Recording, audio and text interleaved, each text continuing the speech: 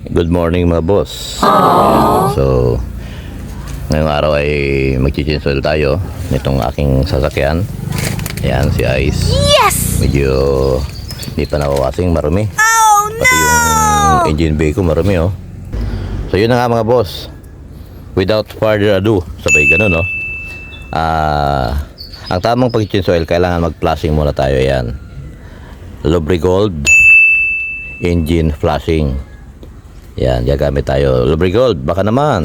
Ihahalo natin to diyan sa lumang langis at paanda rin natin ng mga 5 to 10 minutes. Ang maganda dito sa lubrigold na to, yung mga latak-latak ay mawawala. Inihalo natin sa lumang langis. Tak-tak natin, sayang eh. Mura lang naman to mga boss. Wala pa 200 to. Tapos paanda rin natin ng 5 to 10 minutes mga boss na dapat paanda rin para siguradong kuha talaga yung mga latak. At ito na nga, after ng mahalo na, ayan na, tinanggal ko na at ito ang ipapalit kong bagong langis mga boss.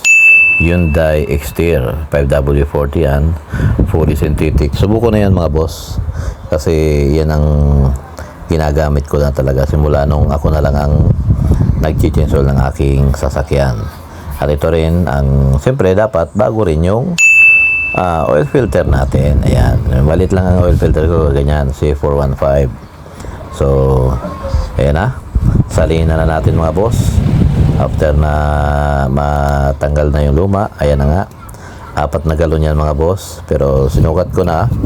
Ayan, at ayos na. Yes! So, paanda rin na natin mga boss para makita natin kung may tagas at malibil natin uli yung sukat ng ating langis. At ito naman, ayan, tahimik na tahimik naman yung aking sasakyan. Wow! 6 years old na ito mga boss. At binilang ko na rin pala to ng pang-spray ng sa belt, ayan, kasi medyo maingay minsan. So, after na maayos na, ayan, drive test na natin. Wow! At ito na, pwede natin ibiyahe. Tara mga boss, biyahe na tayo.